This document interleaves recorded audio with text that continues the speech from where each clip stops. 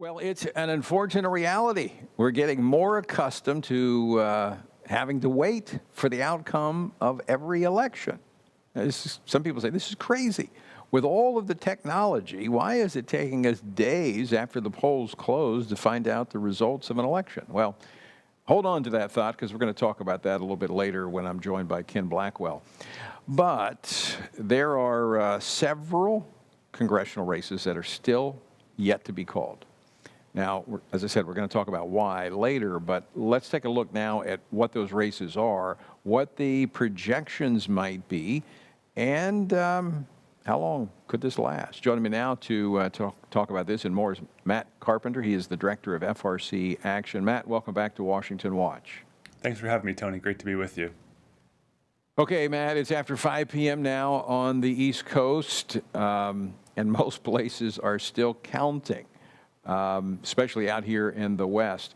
What's the latest on control of the House? So depending on who you listen to, Tony, the Democrats control right now anywhere from about 192 to 204 seats in the House. On the GOP side, again, depending on who you're listening to, it's anywhere in the range of about 209 to about 220. And again, those are just different prognosticators looking at their forecasting modeling. There's about 30 races that have yet to be called, 15 of which are in California. So I don't know if you get out of the studio, maybe you can find some precincts and help them count some ballots. So 218 is what's needed to claim the majority. And so if there's projections saying the Republicans could have 210, now that is a narrow majority. What is the range that we're hearing in terms of what the majority might be? I think the high mark would be about 220. I've seen maybe 226. Again, it seems to be we're looking at not much past that. 230 seems to have gone out the window at this point. There are a lot of races that have yet to be called in Arizona, in places like Washington is still counting ballots. In California, as I previously stated. You have some races where, Tony, they have 26% reporting. So this is going to go on into next week. We can expect some razor-thin margins as well. I'm also looking at Colorado 3, where Lauren Boebert is running. She was down most of the night on election night, and she's come roaring back, and now she's up by, I think, a few hundred votes there. So we're looking at a photo finish in a lot of these races. It's going to be very close.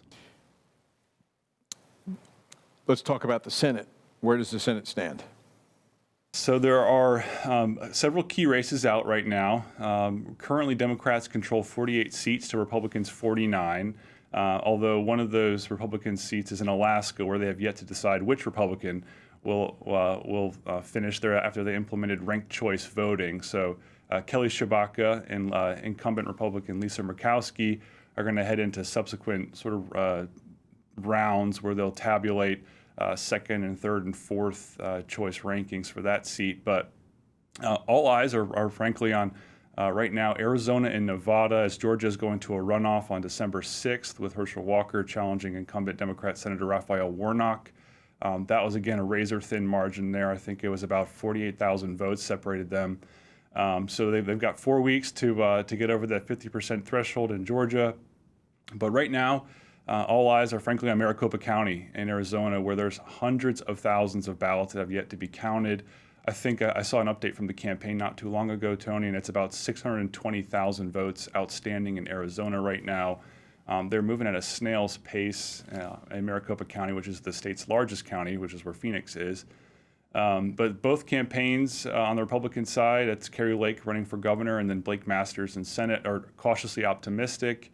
It's apparently most of the outstanding vote is from Election Day, and so the thinking is that that's going to be Republican leaning, and that will benefit both those campaigns. But at the moment, Kari Lake trails by about, I think, 13,000 votes is what I saw last, and Blake Masters is a little bit more than 95,000. So he's got a much steeper climb to get past Mark Kelly, who's the Democrat incumbent there. And then when turning to Nevada, there's about 50,000 votes left. The majority of that's coming from Clark County, which is where Las Vegas is.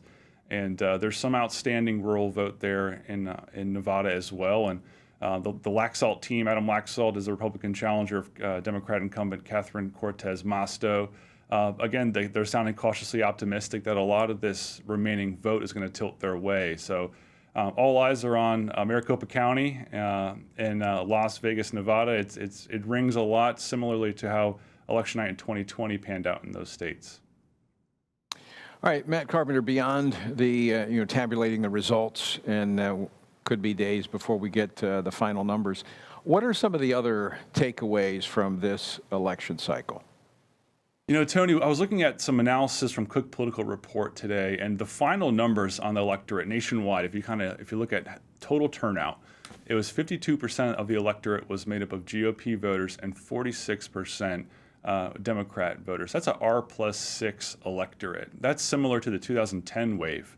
But what's different this time, Tony, is that in 2010, Republicans won the House by 63 seats. They swept the table. That was during Obama's first term. They came in storming and took control of the majority. What's happened since then is redistricting. And what a lot of states have done, save for a few in Florida and Tennessee come to mind, is they've protected incumbents.